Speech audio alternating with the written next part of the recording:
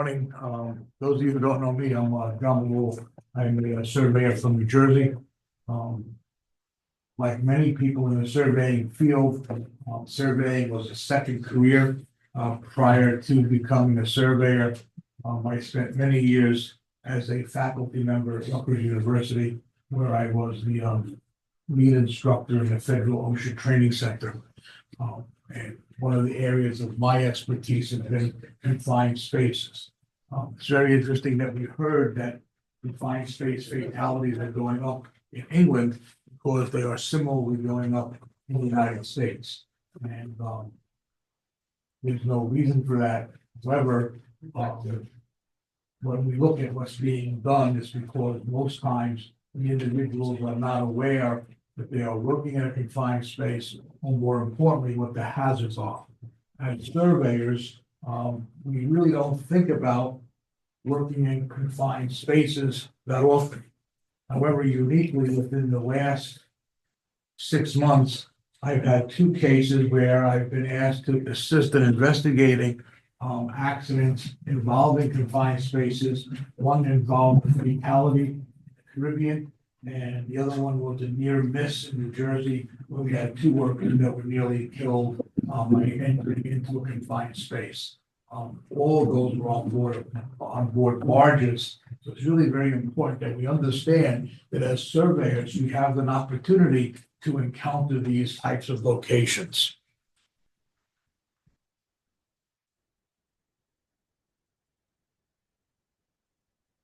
Advancing.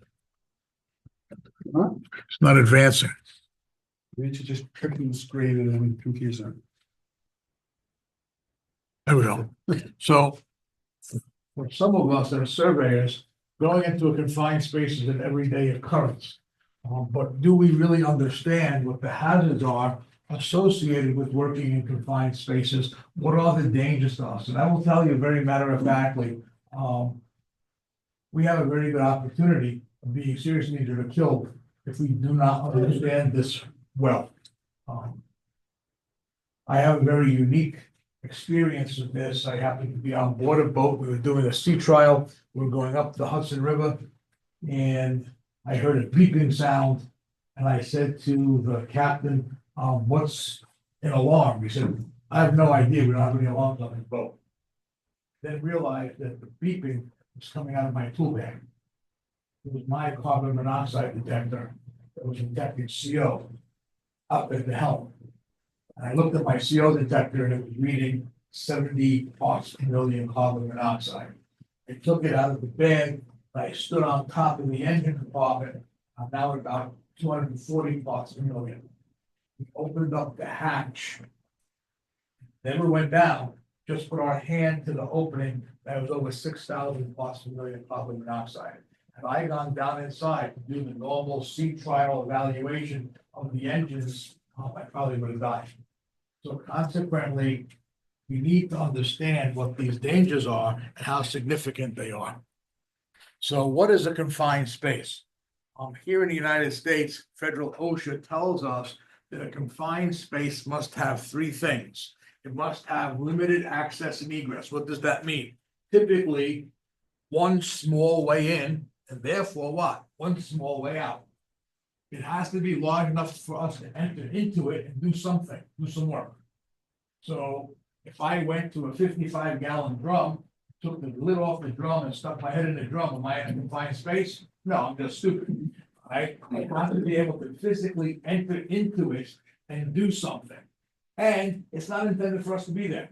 We know that we have to go in there every once in a while, but the purpose of an engine compartment is for the engine. It's not for you and me to be there.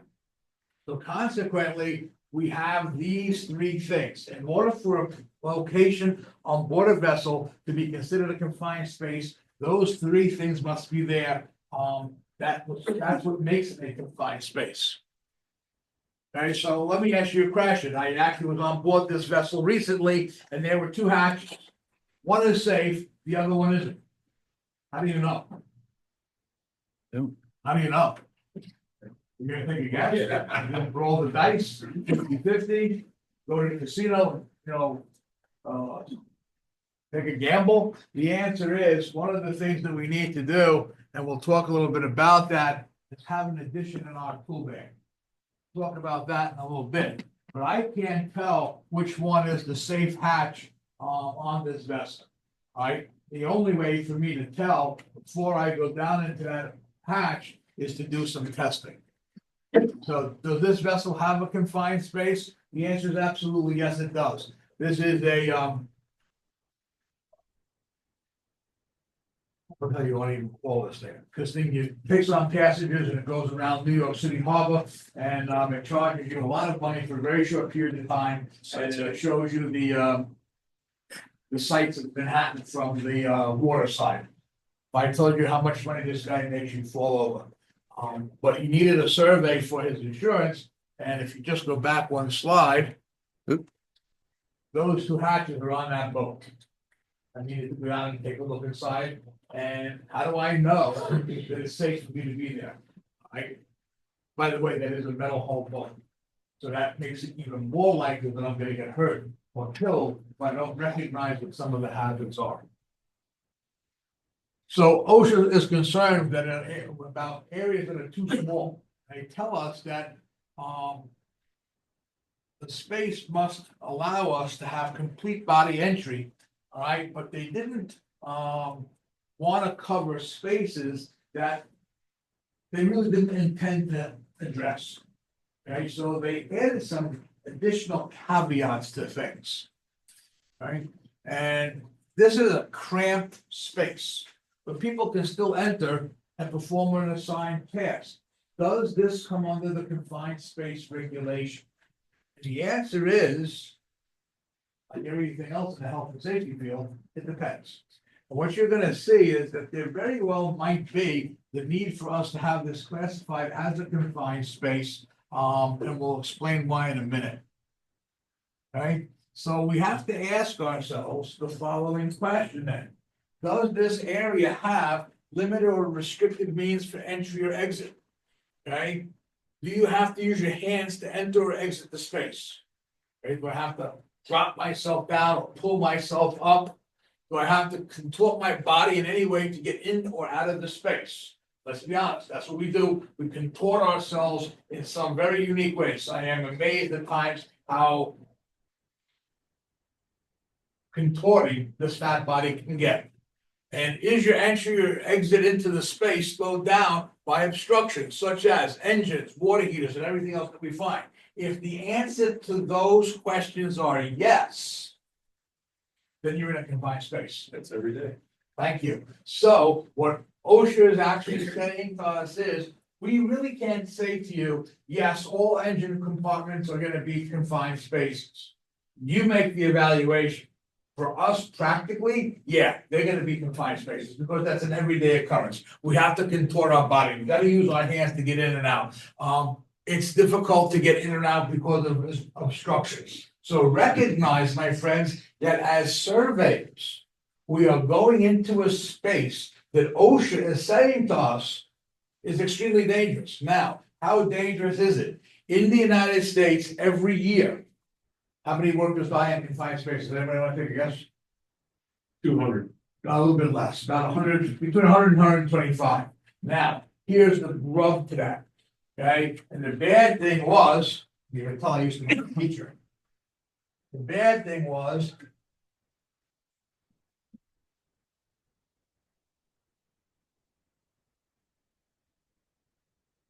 on April 15, 1993, federal OSHA put into effect the confined space law with the intent of taking that number of 100 workers, between 100 and 125 workers, and reducing it. And guess what?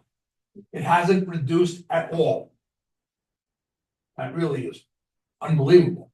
Now, of those fatalities, all right, we said there were 100 to 125 on average per year.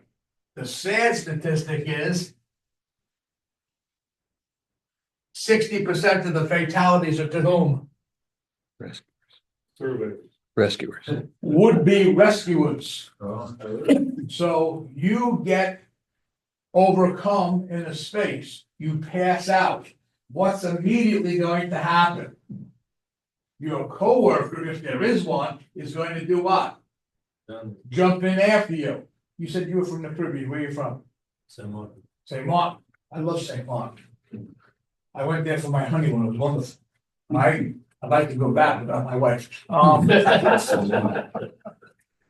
tell her that.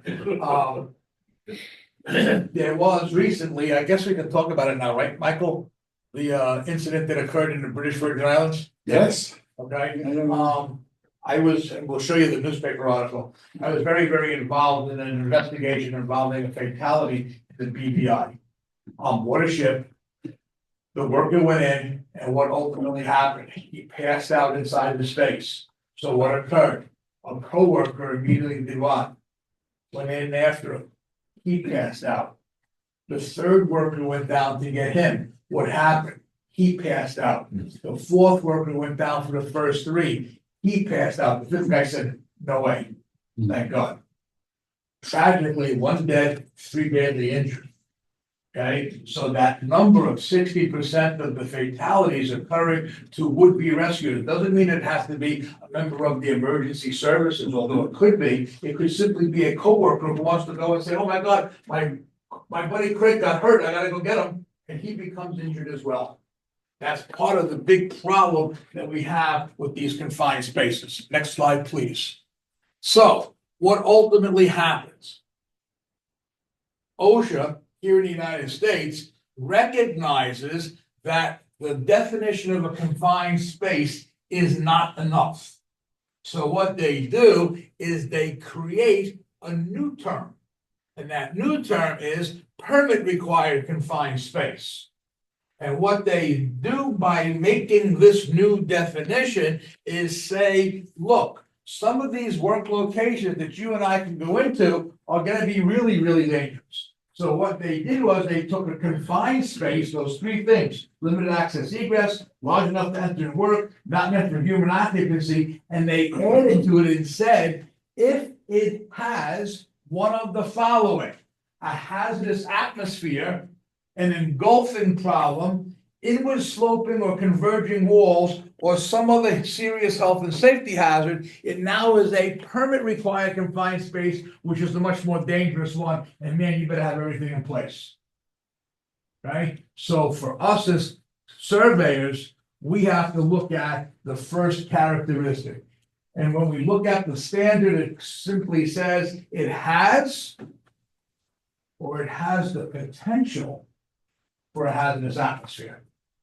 Now, it has been alleged that there was a surveyor within the last 5 years here in the United States that was killed in a bilge of a vessel, pleasure vessel, from a hazardous atmosphere.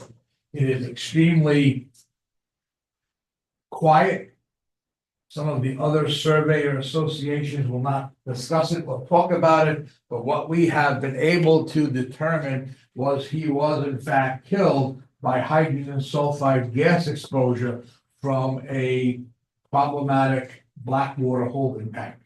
And the decomposing sewage was creating hydrogen sulfide gas, and he was killed by his exposure to that. So as surveyors, we have to be most concerned with this idea of a hazardous atmosphere. So for us as surveyors, we have to ask ourselves, does the space contain a hazardous atmosphere, or does it have the potential to? And the potential exposure means that it's likely that it could occur at any time that you are inside that space. Right? So it's fine right now, but 5 minutes from now, it's not. Maybe the sea trial is ongoing. And maybe there is a carbon monoxide leak inside that engine compartment. It was fine before you started the engine up, but now that you're underway, the carbon monoxide is building up in that engine space, and we're now going to be overcome or killed. So when we look at this idea of atmospheric hazards, what we will see is that atmospheric hazards are actually broken down into three specific categories: oxygen deficiencies, flammable vapors, and toxic atmospheres. Right? Which one will a marine surveyor find while he or she is at work? All of them. And are you, Todd? Yes, sir. Are you looking for them before you go into an engine compartment? Or are you looking for them while you are in the engine compartment or any other part of the vessel that could have one of these atmospheric hazards? People laugh at me now. But when I go out, I just did a very unique boat. I did a Pardo 50. Imported from Italy. Piece of junk.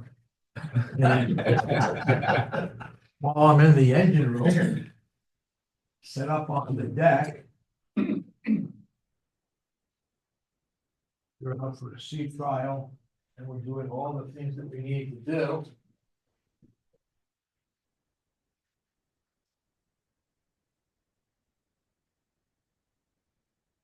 I have my meter on and I'm monitoring the air. Why? If things change, would there be an okay atmosphere right now? And 10 minutes underway, that atmosphere changes? The answer is sure it could. How am I gonna tell? Carbon monoxide is odorless. Right? Oxygen deficiency is odorless.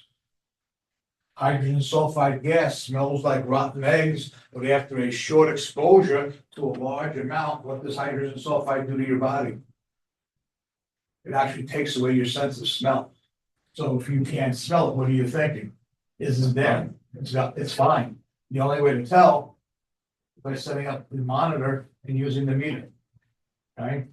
And every survey I go out on now, the meter gets set up, especially if it's a gasoline engine, the meter gets set up. I drop the hose in, monitor the air while I'm inside the space. This is on. Sometimes I'll actually bring it down with me and I'll hook it onto my belt. All right, but I do not monitor, or I do not go into, I should say, any engine compartment or any other spot on board the vessel where there could be an atmospheric hazard without using the meter. I kind of like me, and I don't want anything happening after the near miss that I experienced a couple of years ago.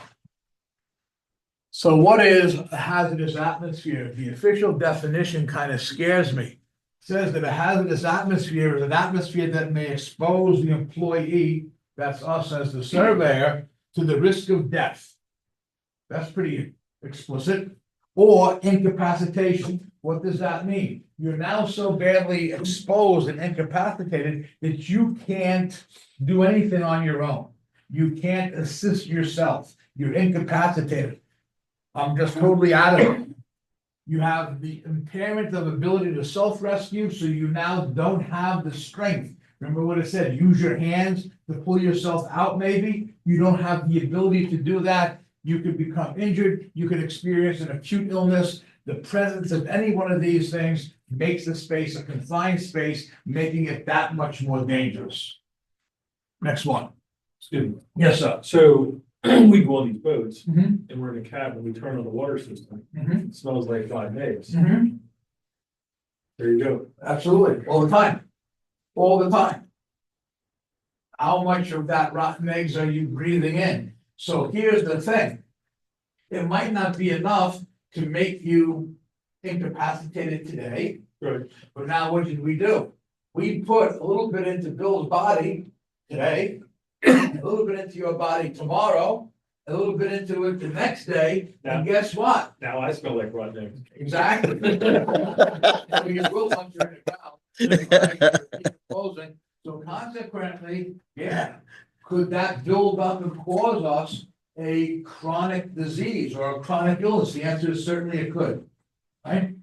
So, what is an oxygen deficiency? Normal air. Let's take a moment here. Where are we? How do you say the name of this town? Linthicum? Linthicum. Linthicum. So everybody take a deep breath right now. Just do. You just breathed in 21% oxygen. It's found in beautiful Linthicum, Maryland air. Air typically has 20.9, 21% oxygen in it. Anything below 19.5% oxygen is now dangerous. Okay? Extreme oxygen deficiency can result in a coma, asphyxiation, Slight deficiencies can impair your physical and mental capacity. How do we as surveyors encounter an oxygen deficient atmosphere? It can be encountered in one of two ways. It can be consumed or it can be displaced. Now, for any of you commercial surveyors like doing oil tankers and stuff like that? Good. Well, that would be where we deal with displacement, where we might put a nitrogen blanket in the hole to hold down and suppress flammable vapors. Okay? For us as surveyors, we have to be concerned about the oxygen being consumed. And the number one consumer of oxygen is rust. So if you're on board a metal vessel and you open up a hatch, before you go down, you look inside. If you see a significant amount of rust, stop. Do not go in. Right? So the case in the British Virgin Islands, the worker was going to inspect a barge. The barge was built, and from what I was told by the authorities, the barge had never been used. It was going to be used to transport petroleum products between US Virgin Islands and BVI. They decide to put the barge into service. Before they put it in service, let's go in and check the interior of the barge. They open up the hatch, the worker goes down, and what happens? He immediately passes out. What would happen with the other three workers? Fortunately, 3 workers survived. The 1 worker very tragically did not. The entire hold of that barge was one giant chunk of rust. It had been sealed up for years. And what we were doing was just consuming and eating up and using up all of the oxygen. When we talked to I was supposed to go down to BVI, and it was a very interesting reason why I didn't get to go there. We were doing a Zoom meeting, and I made the very silly comment about saying something about working in BVI. Somebody said, work, you need a work visa. So everything we did via electronic, etc. Nevertheless, from what we were told, beta readings were like percent. Only instantaneously. So it's really critical that we understand this. That occurred last year in 2024. We fast forward to a few weeks ago. Up in northern New Jersey, they're constructing a new bridge.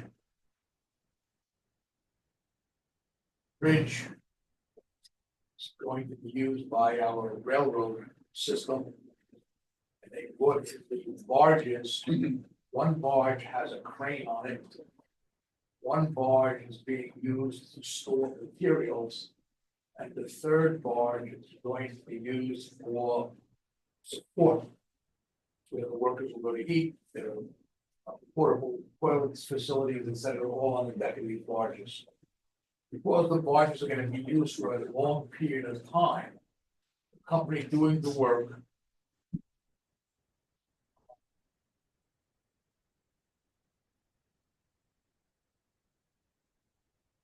here now wanted the barges surveyed, make sure that they were safe. How about the survey? An individual went the hatch and he climbed down and he passed out. His son, who was accompanying him, saw this. He entered the barge and he passed out. Very fortunately, some people on board the deck recognized the problem, opened up multiple hatches, get some airflow, and put a blower unit into one of the hatches to blow some fresh air in. Both of the individuals survived. Both were hospitalized for extended periods of time. One for 6 days, the other for 8 days. No, air monitoring instruments for use. I got a phone call, hey, can you help us out? We need to figure out what happened. Their safety director is a good friend of mine. So I went down there, I told him I was coming with another guy. Really? Why do you need another guy? And I'd be bringing some tools. Okay, what did I come with? Full body harness, a tripod and a winch. A person that I go with me who I know knows how to use the equipment. Bring my meter. Never even went down, opened up the hatch, dropped the meter in, had 4% oxygen. Okay, look inside, and what do I see? Nothing but orange, everything was rusted. Again, a perfect example of the confined space being made unsafe from the lack of oxygen. As surveyed, I can't overemphasize how common this will be and how likely it is if we are dealing with a metal hull vessel that we could encounter this. Next slide, please. Okay, we know that there could be flammable vapor. Again, understand there is this thing called lower and upper explosive limits. If we exceed 10% of the lower explosive limit, we are considered to be in a hazardous atmosphere. How do we experience that? Naturally from a fuel leak that could develop while we're inside the engine compartment, perhaps. And then we have, before we go on, everybody understands 10% for the LEL, what that means, correct? And if you don't, that's fine. It takes me 3 seconds to explain it. Okay. So think of it this way. Can the people see the slide? Oh, see this? Where I am? It's a bit different, but.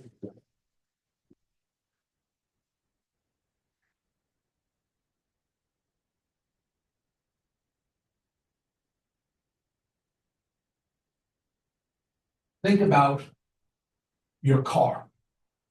Your car has a plugged fuel line, add fuel pump, whatever. There's not enough flammable vapor going into the engine. So what do we say? The gasoline air mixture is too hot. Too lean. Too lean. Like me, maybe. Too lean.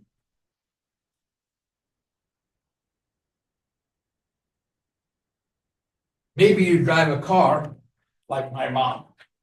My mom just passed away. She died at age 99 and she drove a car up until she died. And she would call me up on a regular basis and say, you gotta take me to the store. My car's not working right. I go over to her house. I'd be overcome by the gasoline vapors in the driveway because when she got in the car, what did she do?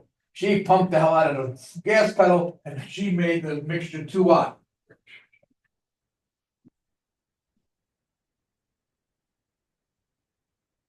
Right? Between too lean and too rich is?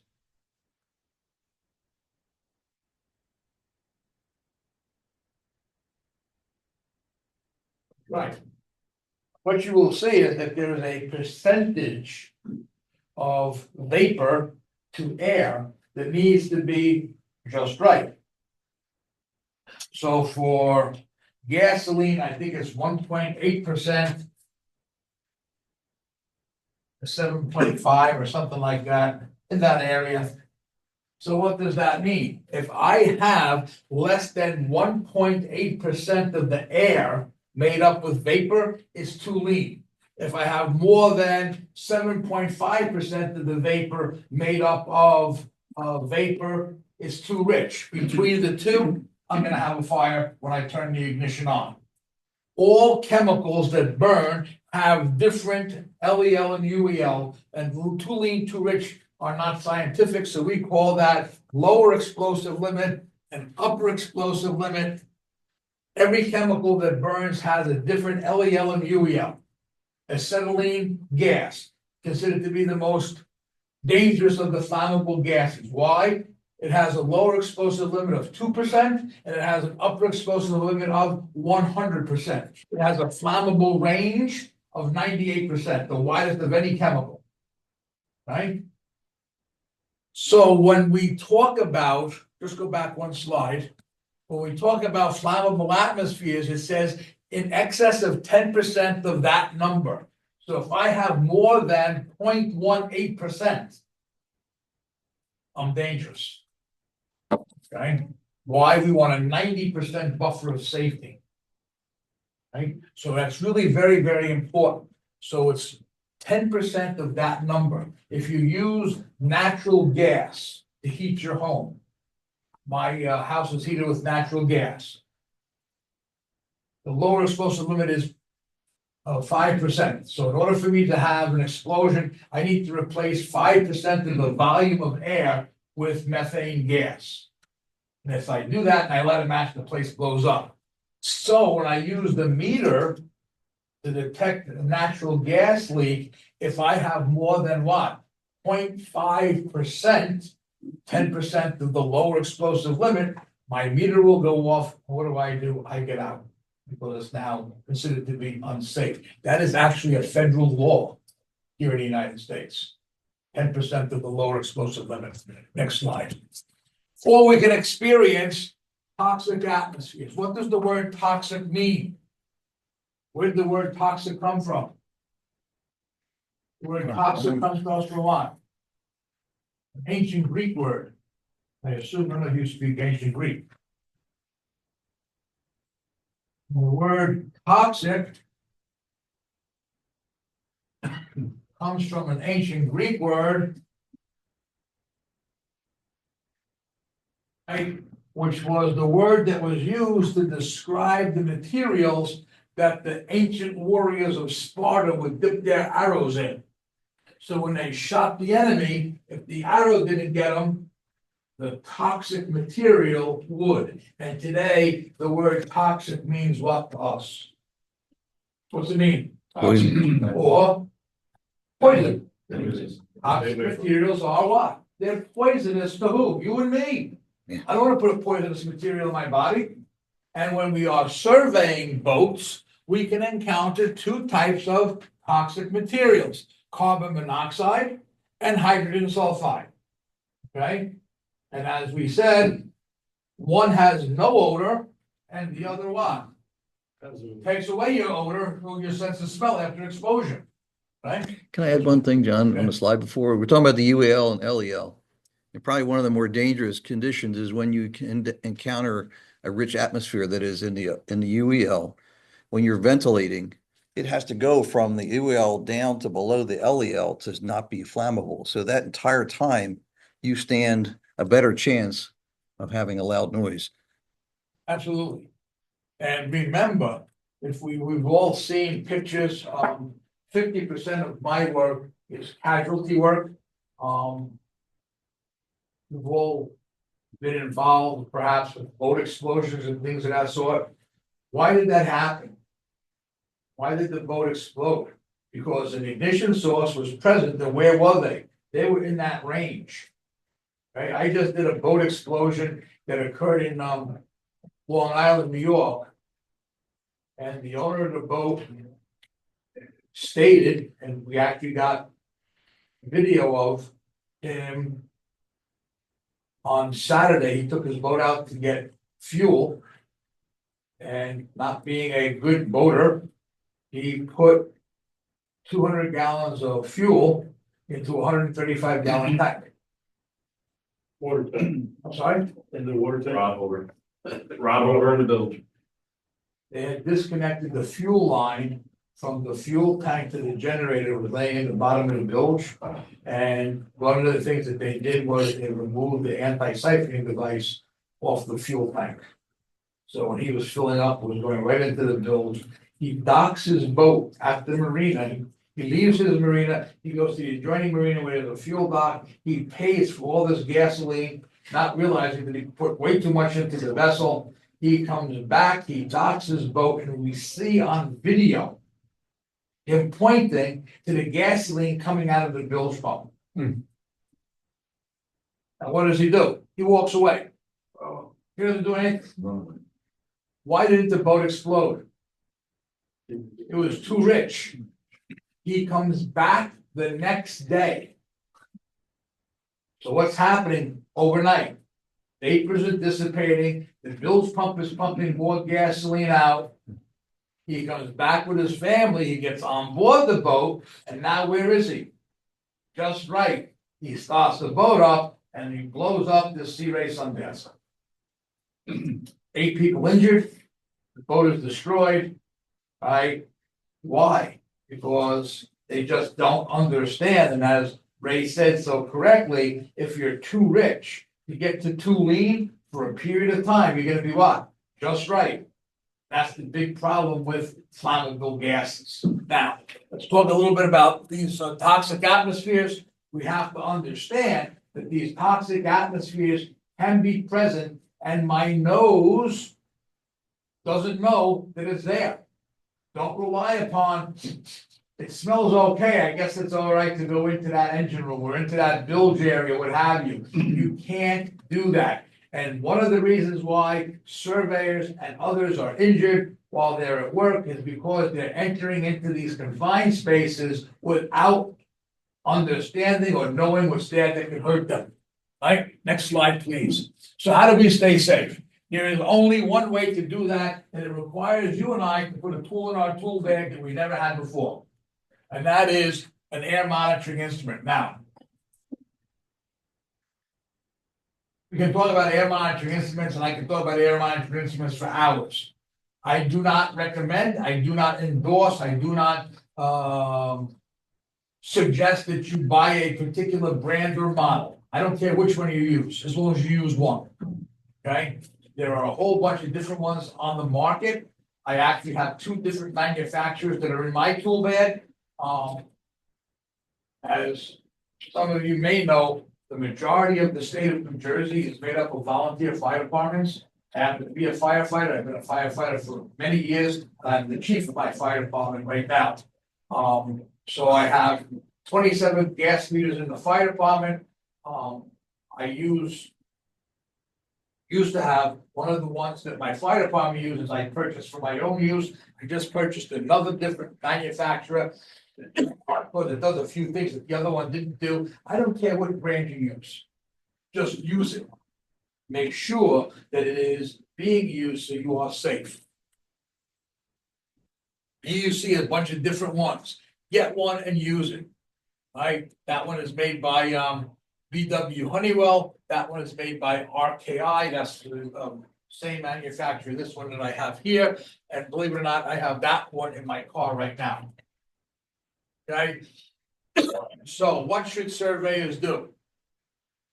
Obtain more training on the subject.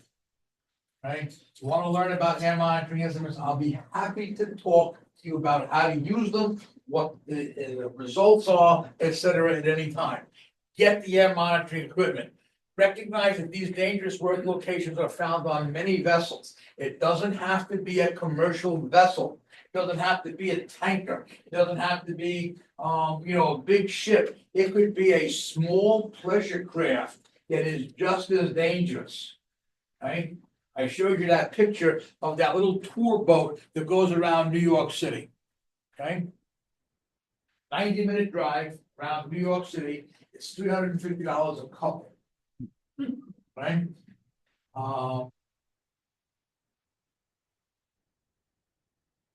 27 passengers. He'll take 27 people. Could be one group. It could be a whole bunch of different couples for the 4th of July fireworks. It's $5,000 for the night. Watch the fireworks. Now you guys bring it in the dog, right? But what happens with that boat? He needs it surveyed. It's a steel hull. I have to go down and look inside the hull. Am I at risk? The answer is absolutely I am. So recognize that these hazards can be found on many different vessels. Who would think that a little 27 passenger tour boat that's going to be going around Lower Manhattan, taking people for a little pleasure trip, a ride around the Statue of Liberty over to where the World Trade Center is. Oh, look at that, ooh and ah, and you get off the boat. Who would think that there are dangerous work areas on board that boat for the surveyor? Use your air monitoring equipment all the time. Like, people laugh at me. I don't care. But what do I put in my report now? I go on board a boat and we do a sea trial. I'll take my equipment and what do? I'll go around the engine. I'll go around the generator. And I can intelligently say in my report, what did I just do? I checked for what?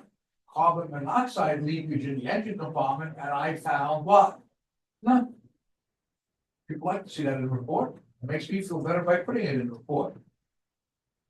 So you can use this very, very intelligently. I actually have a friend of mine who's a surveyor who has some equipment like this. He actually charges an extra $50 for a carbon monoxide evaluation of the engine. So be safe there. If you have questions, feel free to call me. I'll be happy to answer any question about hazardous atmospheres in confined spaces. I'll be happy to assist you in learning about whatever air monitoring instrument it is that you get. If you email me, it is Ymail, not Gmail.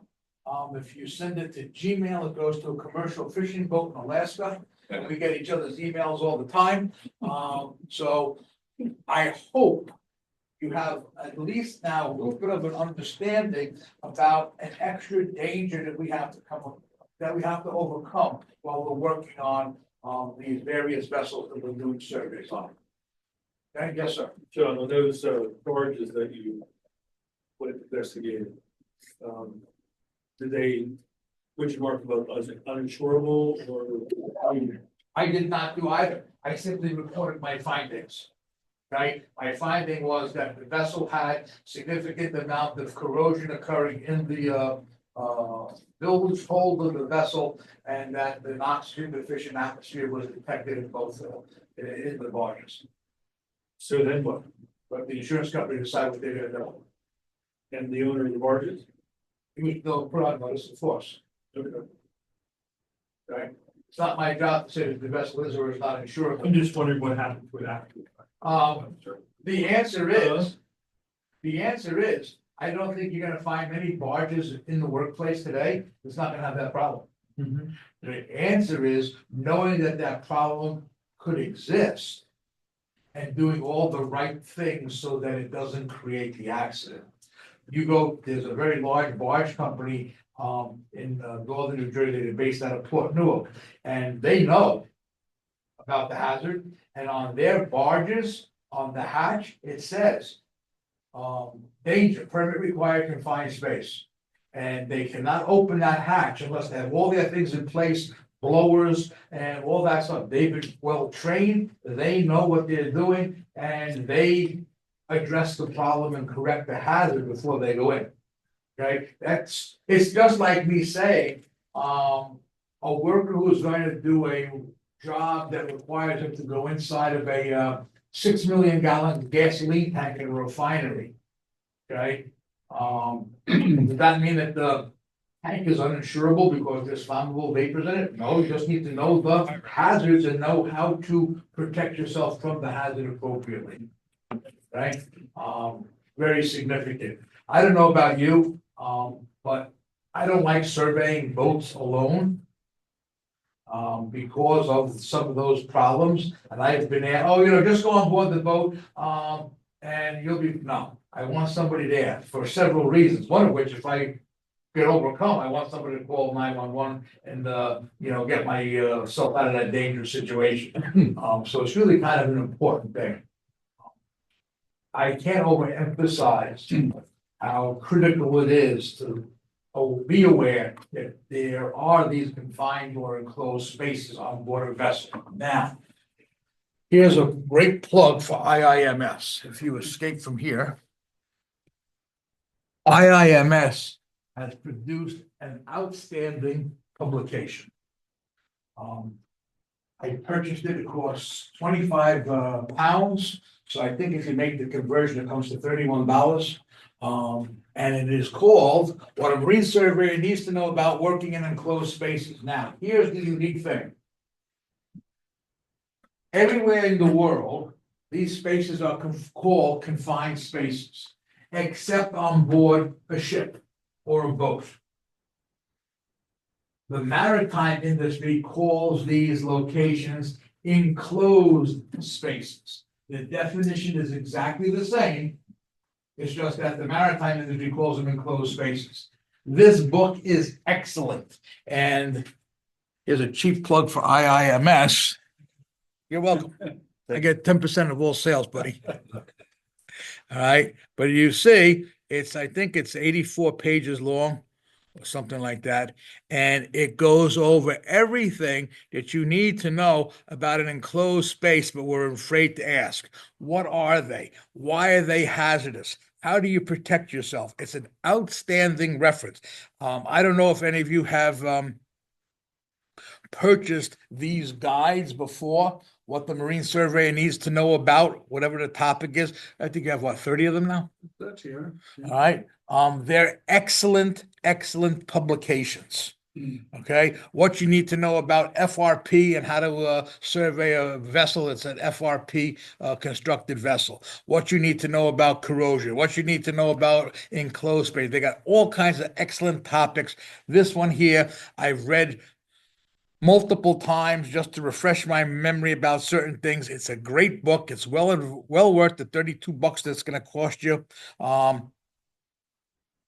You send the gals in England your money, and they send you an email, and the email has the book attached to it. It's an e-document, and you can store it on your computer. I have it on a stick. I printed out a copy, all right, that I've highlighted some stuff in. You do whatever you want with it. I would strongly urge you to look at all of these guides, what a marine surveyor needs to know about, or whatever topic it is, and get them. I'm actually amassing a library of these things because they are such a valuable tool for us to have in our office. Okay? They are available in paperback as well. I'm sorry? They're available in paperback. They are available in paperback as well. I didn't want to wait for the shipment to come to the United States. I think it would have taken like 2 weeks. I got the e-version. Somebody had a question. Yes, sir. Yeah, the portable air monitors you Yes, talked sir. about, there's a lot of different ones out there, and I'm sure the easy answer is, the best, most expensive one. But is there a feature pack that you Yeah, recommend? There's absolutely. 4 gas, 3 gas, 5 in 1. gas. 4 gas. So this is a 4 gas meter. Do I have time? Yeah. Good. This is a 4 gas meter. This meter detects the presence of oxygen, flammable vapors, carbon monoxide, and hydrogen sulfide. Exactly what you and I need. It works under the premise of a pump. So when I turn this on,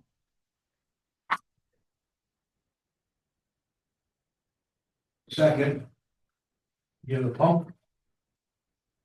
Yes. Okay, so what it's doing is it's drawing air into the machine, and the machine is analyzing looking for the 4 things: oxygen, flammable vapors, CO, and H2S.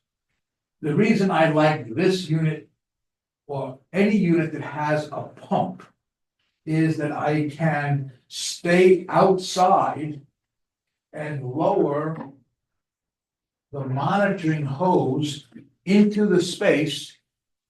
Right now it's telling me that it's okay to use. It's gone through a self-check. And what I can do is I can lower the hose into the space. Now, what should I do? I'm standing on the deck. I take the hatch off, whether it's an engine compartment, a barge, makes no difference. Do I drop it down to the bottom? No, I measure incrementally, typically every 2 to 3 feet. Why? Some materials are lighter than air. Some materials are the same as air. Some are heavier than air. So I want to get a representation of what it's like all the way down to where I'm going to be working. Now, this unit I like because it has several unique features. The tubing is clear. This is not. I don't want to use the opaque tubing for my pickup tubing. Why? What will destroy this? Water. So if I see a bubble of water, a glob of water coming up, so I don't get the water introduced into the machine, because water getting into the electronics will kill it. So if I drop this into the bilge and I suck water up, I'm screwed. So I want to have a quick disconnect. All right, that's another desirable feature. Okay, the other thing about this is, let's be honest, we drop it into the water. It's a dirty, dusty area, whatever. This has a filtration system on it. It filters out dust and water. Okay, if you suck up a lot of water, it's gonna get through, you'll get the bubble that you gotta be concerned with. So there are a lot of nice features. I like the thing because you go back to one of the other pictures, there was that yellow one, it was kind of like oval shape. It's harder to hold. This has got a nicer handle to it, nicer grip to it. how you get Right, up here? which means I'm less likely, because I'm very clumsy, less likely to drop it into the engine compartment or whatever. Somebody said, well, why can't you just take the meter and lower the meter on a rope or a piece of line into the confined space and see if it's safe? Why aren't we allowed to do that? Halfway up, right? Yeah, every time I try and move it, it closes. Should say IMS. Yeah, I see it. I can't get to it. Big one, right? Big ones there. There you go. Fancy.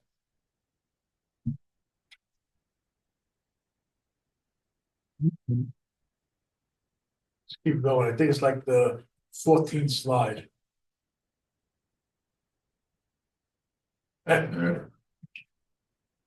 Right there. So you can see they come in different sizes and shapes.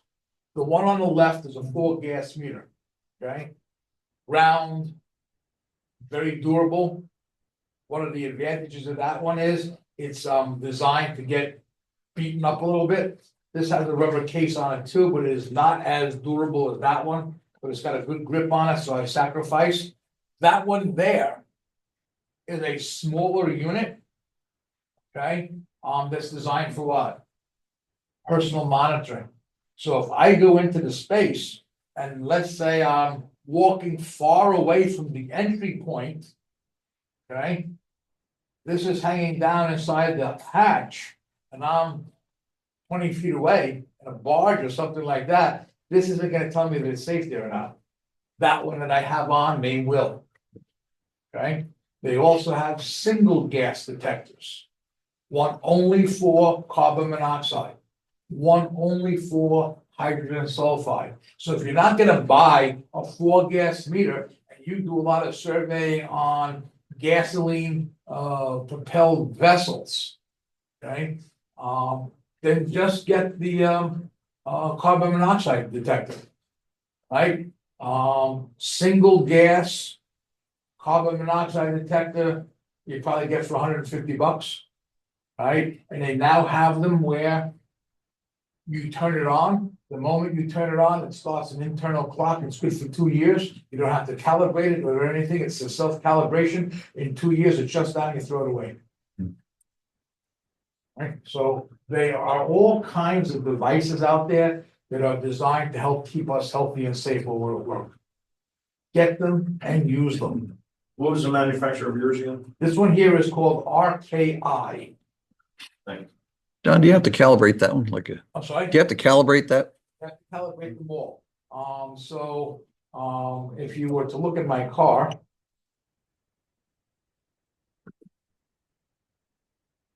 Look at my car, I actually have a cylinder of gas. It attaches to the hose. And I calibrate the unit, or I do a bump test on the unit. That's a unique statement as well. What is a bump test? A bump test is nothing but to make sure that it is working properly. So if I'm gonna go out, I'm going to be working on a barge, where this is gonna be in use for 8 hours. Before I go out, I'll give it a bump test. What that means is I hook it up to the cylinder of gas. The cylinder of gas has a label on it and tells me what the reading should be on my meter. If my meter and the cylinder of gas read the same, I can say that my meter is working correctly.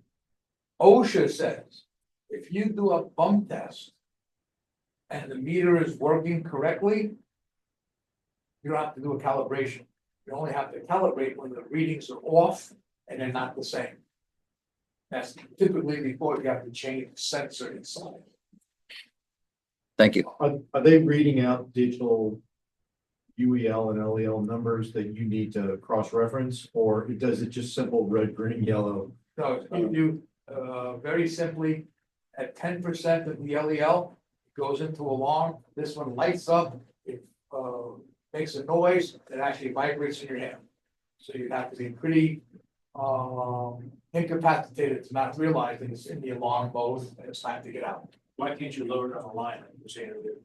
Because when you lower it down, all right, it might go off halfway down because there was something dangerous there. So now you wanna see how much, you pull it out, it's now back in clean air, it goes back to zero. Right? Looks like. And with my luck, the knot would fall apart and it would be on the bottom of the compartment and I'd be down again and I get killed. Right? So again, these are really, really important tools to have. I can't overemphasize how critical it is to have the air monitoring instrument as part of our tool now. I was at the NAMS conference in Biloxi a couple of weeks ago. 3 weeks ago, 2 weeks ago. I was talking to one of the guys that was there, and he said, they do a lot of ship building, ship repair, ship breaking down at his facility. He said, I listened to you a couple of years ago talking about gas meters. He said, we went out and we bought a whole bunch of them. Man, are we continually finding problems? I said, with the meter? He said, no, with the work that we're doing, and how unsafe it was doing the jobs that we do. He said, we now have all these protocols in place. If the alarm goes off, we gotta do this, we gotta do that. That's really important, because we don't wanna pick up the, publications, IMS publication, SAM's publication, NAM's publication, and read that one of our members has passed away because they didn't use something as simplistic as an air monitoring instrument. And you made a good statement, is use it. Use it, I have one. and you don't use it. I started to use it when I bought it, listened to you, then every period of time, it's like, oh, okay, whatever. Hard. Oh, man, I don't, I'm take it out, and use it. Use it. Because it's that one time. Look, I wear my seatbelt all the time. The one time I didn't wear the seatbelt, I'm in an accident. Right? I wear a PFD all the time. The one time I didn't wear a PFD, I fall overboard. Alright? Use my air monitoring instrument all the time. The one time I don't use it, time is gonna bite me. It's critical. Right, you have one. Anybody else have a computer? I know you do. You guys in the Virgin Islands or down in the Caribbean have them? What type of surveying do you do? Mainly sailboats and outboard engines and stuff, not a big boat. It doesn't have to be an outboard, but an inboard or an IO, absolutely you should have one of these. I just do one Yeah, now. sailboat. I was just thinking about it, then sailboat, I did a big Italian 50-foot boat last weekend too, and thinking about plumbing, I was down here in the room and then now I'm thinking about, oh, You don't think about it, you just do it. No, Hey, John, a lot of times I use, especially wintertime, when everybody shrink wraps their boats. And, you consolidate all the fumes, and oxygen gets depleted and, and like you said, we go in there a lot of time by ourselves. I make sure I take my cell phone and I also make sure that somebody in the marina knows where the hell I'm at. Just for that, you don't know. depending upon. I want to make the industrial hygienists, depending upon the concentration. How much bad stuff is there? We can make a very, very intelligent statement. A small amount can make you sick. A large amount over a short period of time can make you dead. Okay, so if you don't know it's there, you go into an engine compartment, you go into a space. And it's there, you don't know it. If there's a lot of it there. Okay, they said that the guy in the barge in New Jersey climbed down to the bottom of the barge, his feet hit the bottom of the barge, he was out. That quick. So it's critical. Yeah, that's from rust. Rust. That is a very, very common problem. You see, I'm green to all of this. I just went to a surveying program, but it's like That makes sense and I understand, but I never even thought about it. And then you were talking about rust and oxygen depletion. I'm like, wow. You see, Amazing. one of the things that I had really hoped, and I had suggested, and it never came about was,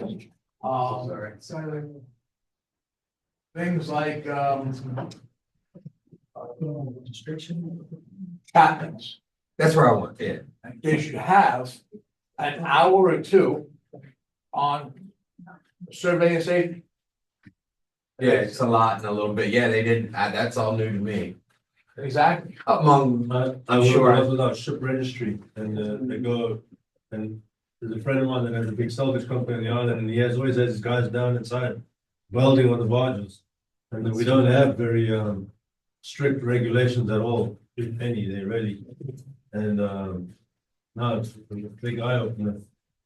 Yeah, it is. Yeah. It should, and it needs to be. We do have a